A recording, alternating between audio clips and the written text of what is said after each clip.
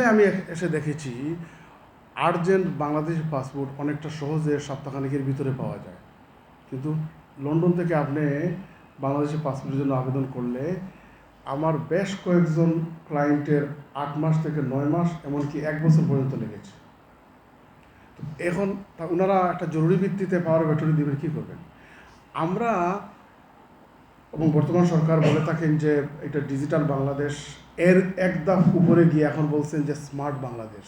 তো স্মার্ট বাংলাদেশে তো আমরা স্মার্ট ওয়েতে মুভ করব বিভিন্ন দিক দিয়ে, কিন্তু এখন এভাবে যদি আপনি প্রবাসীদেরকে বিড়ম্বনায় ফেলে ওই অ্যানালগ এই যে ফিরিয়ে দেন, তখন তো এইটা আপনি স্মার্ট বাংলাদেশের লক্ষণ নয়। এবং এইটা হয়েছে মূলত কিছু বেস্টেড বা কায়েমি স্বার্থ আমলাদের কারণে। আমি বিশ্বাস করি না এটা মাননীয় প্রধানমন্ত্রীর জ্ঞাতসারে এটা হয়েছে, এবং এই সমস্যাগুলো যদি উনার কানে পৌঁছতো বা উনি জানতেন, তাহলে অবশ্যই এইটা থাকতো না। বিভিন্ন ক্ষেত্রে আমি দেখেছি তার সাহসী নির্দেশনায় অনেক কিছু সম্পাদন হয়েছে। এরপরে ব্রিটিশ পাসপোর্টে নো ভিসা রিকোয়ার্ড দেওয়া হয়। যেমন মনে করেন যার সাথে বাংলাদেশি কানেকশন আছে, বাংলাদেশের নাগরিক, তারা যদি ব্রিটিশ পাসপোর্ট নেন, তখন বাংলাদেশে আসলে তাদের দুইটার একটা নিতে হবে। একটা হচ্ছে আইদার বিদেশি হিসাবে ভিসা নিতে হবে, অথবা no visa required for travel to Bangladesh, এই স্টাম্প নিতে হবে। তো আমরা যারা দ্বৈত নাগরিক, যারা ব্রিটিশ বাংলাদেশি, জন্মসূত্রে বাংলাদেশি, বা আমাদের সন্তানরা যারা বাংলাদেশি কানেকশন আছে, তারা আমরা নো ভিসা রিকোয়ার্ড স্টাম্প নিই, অর্থাৎ ব্রিটিশ পাসপোর্টের মেয়াদ পর্যন্ত ওই স্টাম্পটা থাকে। তো ওইটা থাকলে দেশে আসতে হলে কোনো ভিসা নিতে হয় না। আমাদের যৌক্তিক দাবি হচ্ছে ওই ব্রিটিশ পাসপোর্টে নো ভিসা স্টাম্প যদি থাকে, ওটা দেখেই তো আপনি পাওয়ার অফ অ্যাটর্নি সম্পাদন করতে দেওয়া উচিত। কেন দেওয়া হচ্ছে না? কেন আপনাকে এর উপরে বাংলাদেশি পাসপোর্ট লাগবেই বলে আপনি নিয়ম করলেন? অথচ নো ভিসা রিকোয়ার্ড স্টাম্প দিতে অনেকটা বাংলাদেশি পাসপোর্ট পাইতে যে ডকুমেন্ট দেওয়া লাগে ওইগুলো দেওয়া লাগে। আপনি বাংলাদেশের জন্ম কিনা না, আপনার পিতামাতা বাংলাদেশের জন্ম কিনা না, বাংলাদেশের সাথে আপনার কানেকশন কি, আপনার পুরাতন পাসপোর্টে নো ভিসা রিকোয়ার্ড স্টাম্প আছে কিনা না, এই ধরনের বিভিন্ন রিকোয়ারমেন্ট, বার্থ সার্টিফিকেট, পুরাতন পাসপোর্ট, প্যারেন্টস বা পিতামাতার নাগরিকত্ব, পাসপোর্ট, এগুলা দিয়ে পরে নো ভিসা রিকোয়ার্ড স্টাম্প দেওয়া হয়।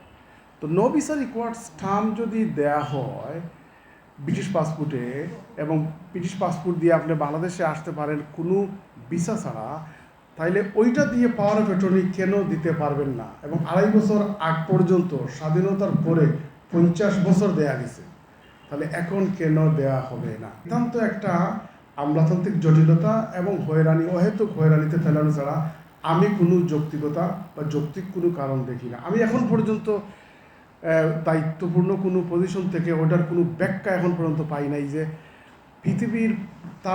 পৃথিবীতে পাওয়ার অফ অ্যাটর্নিতে দেওয়ার জন্য ওই দেশের ভ্যালিড পাসপোর্ট লাগবে, এই ধরনের নিয়ম কোথাও নাই। আপনারা কেন করলেন?